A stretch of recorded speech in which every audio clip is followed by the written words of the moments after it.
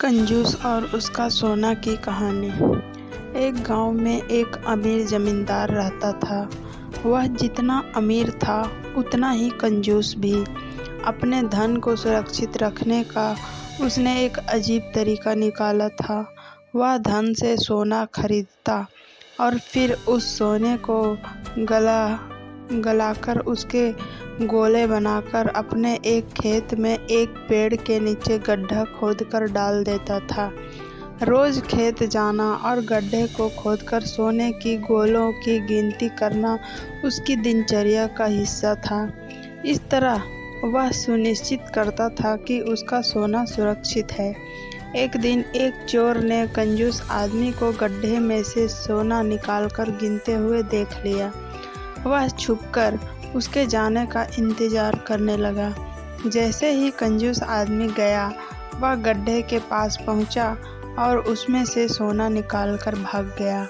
अगले दिन जब कंजूस आदमी खेत में गड्ढे के पास पहुंचा तो सारा सोना नदारद पाकर रोने पिटने लगा।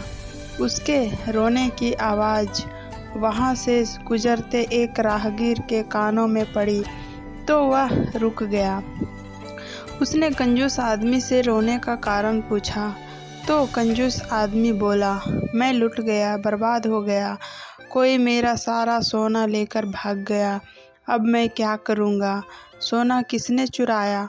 कब चुराया? राहगीर आश्चर्य में पड़ गया। पता नहीं चोर ने कब इस गड्ढे को खोदा और सारा सोना लेकर 9 2 11 हो गया। मैं जब यहाँ पहुँचा तो सारा सोना गायब था। कंजूस आदमी बिलखते हुए बोले, गड्ढे से सोना ले गया, तुम अपना सोना यहाँ इस गड्ढे में क्यों रखते हो? अपने घर पर क्यों नहीं रखते?